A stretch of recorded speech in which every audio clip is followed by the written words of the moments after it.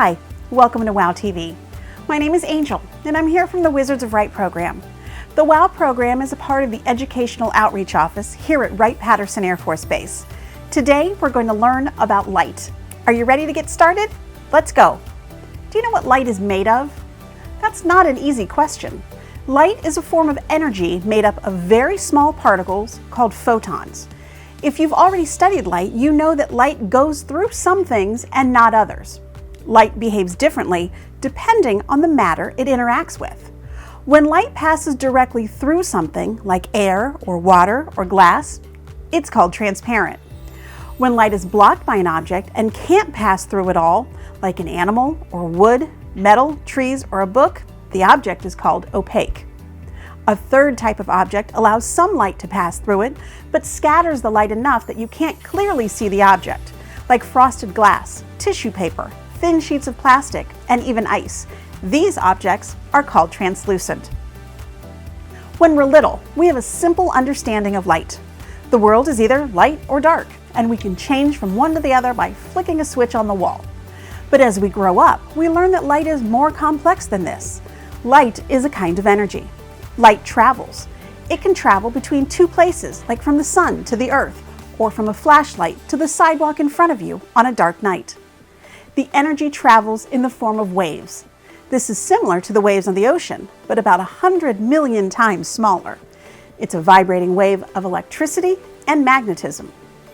You can also now understand that light follows a perfectly straight path until something bends it, and that light moves very quickly.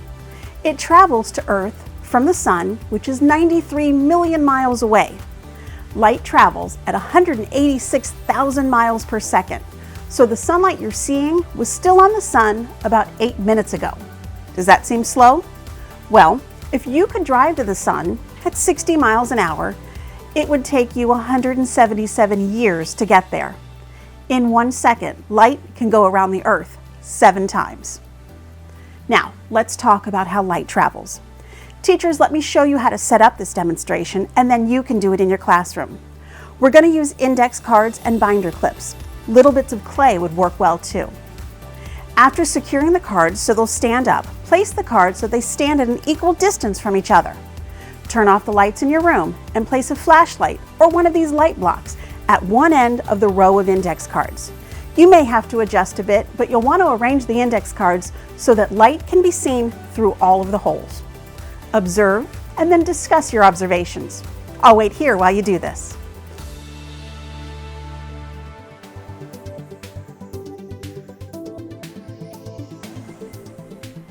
What did this experiment prove about the path light travels? Since light travels in a straight line, once the holes were in alignment, you saw the light pass through all of the holes. So you proved that light travels in a straight line. Now, what would happen if the holes were smaller? The light would continue to travel in a straight line in a narrower path. Teachers, an extension to this activity has been included in the binder for you. When light comes into contact with something, it is either reflected, absorbed, or transmitted. You see things as a specific color because that is the type of light that is reflected back to your eyes. All of the other colors are absorbed. We can use filters, like these glasses, to control what type of light reaches our eyes. Have you already colored pictures like these? In a moment, we'll pause for you to either color them or pull out your finished pages. Teachers, when you're ready, pass out the filter glasses. The students will be able to decode secret messages in their pictures. I'll meet you back here when you're finished with that.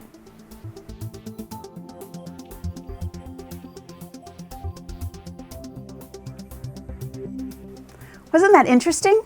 The warm colors like red, yellow, and orange were filtered out, while the cool colors, blue, green, and purple, pop out. We already know that light travels in a straight line. And we already know that sometimes light will pass directly through an object. This type of matter is called transparent. Some transparent objects only allow certain colors of light to pass through them. This is called selective transmission. A red filter, like in those glasses, will allow only red light to pass through it. All other colors or wavelengths are blocked or absorbed. Another type of object lets some light through, but blocks part of the light as well. These objects, as we talked about before, are translucent. Other objects completely block the light, and as you know, these objects are called opaque. When light travels and meets an obstacle, there are times when the light cannot shine through. When an object blocks the light from passing through, an area of darkness is created, a shadow. Shadows are an absence of light. In your activity, you will work with a partner to explore shadows and transmission. This activity will explore the formation of shadows by selectively transparent objects.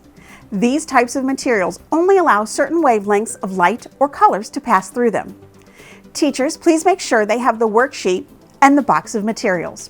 You'll find the answer sheet in the binder so you can review with them afterwards. Before I let you go, teachers, I want to take a moment to remind you about the extension packet in your binders. You'll find more activities on mixing colors, splitting white light, refraction, convex and concave lenses, reflection, and mirrors. Thank you for joining me, and thank you for using this WOW lesson. Please check out more at our website at wpafbstem.com.